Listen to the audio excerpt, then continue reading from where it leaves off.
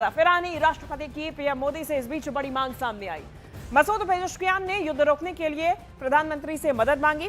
Pezeshkian ने कहा कि युद्ध रोकने में ब्रिक्स मदद करे। पेजेश्कियान ने यह भी कहा कि अंतर्राष्ट्रीय शांति के लिए ब्रिक्स आगे आए, ये उनकी तरफ से मांग की गई है। और मसूद पेजेश्कियान ने इस बीच प्रधानमंत्री नरेंद्र मोदी से बड़ी मांग की है।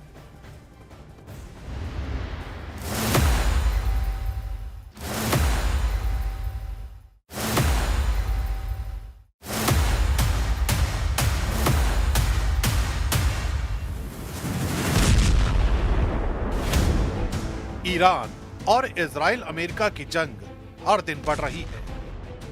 मौत के आंकड़े डरा रहे हैं। दुनिया पर तेल संकट गहराने लगा है। बावजूद इसके अमेरिका और ईरान सीज फायर के लिए तैयार नहीं है।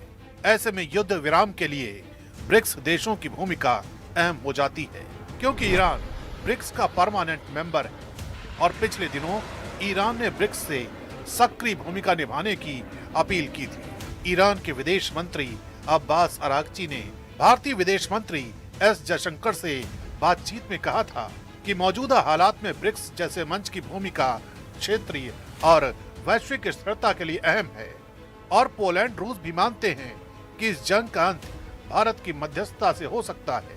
खास बात ये भी है कि भारत ही ब्रिक्स का मौजूदा अध्यक्ष भी है, इसलिए भारत भी कूटनीति के साथ सभी देशों की सर्वसहमति से साझा बयान चाहता है, जो कि ईरान और गल्फ देशों के बीच जारी विरोधाभास की वजह से अब तक संभव नहीं हुआ है। तो नीरज, आपका सवाल ब्रिक्स को लेके था। मैंने पहले ही बताया आपको कि देखिए, ब्रिक्स जो है वो आम सहमति बना के काम करती है, कंसेंसस के जरिए काम करती है।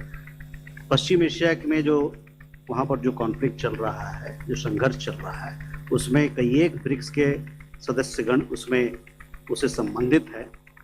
तो हम सभी देशों के साथ अभी बातचीत कर रहे हैं। ब्रिक्स सदस्य ईरान, सऊदी अरब और यूएई समेत गल्फ देश आमने सामने हैं।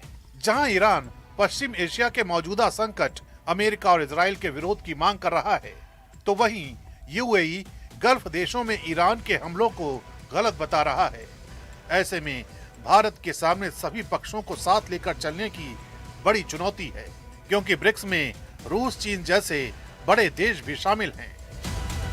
यूक्रेन युद्ध के मसले पर भारत ने G20 में 20 देशों के बीच सहमति बनाने में अहम भूमिका निभाई थी। अब ब्रिक्स की अध्यक्षता भारत के पास है और ईरान और यूएई के स्टैंड की वजह से मुश्किल जरूर आ रही है कि पश्चिम एशिया संकट पर ब्रिक्स देशों की तरफ से कोई साझा बयान जारी किया जाए, लेकिन अब तक इसमें सफलता नहीं मिली है और भारत लगातार इन देशों के संपर्क में है ताकि कोई सहमति बन सके। खास बात यह भी है कि आने वाला ब्रिक्स शिखर सम्मेलन भी भारत में होना है, जिससे इस मुद्दे पर भारत की भूमिका और भी अहम हो जाती है। इसलिए भारत संतुलित और स्वीकार्य सहमति बनाने की कोशिश कर रहा है। ब्रिक्स अध्यक्ष के तौर पर भारत कोशिश में है कि जिस तरह से G20 में यूक्रेन युद्ध पर साझा बयान आया था, वैसे ही ब्रिक्स में भी भारत कामयाब होगा।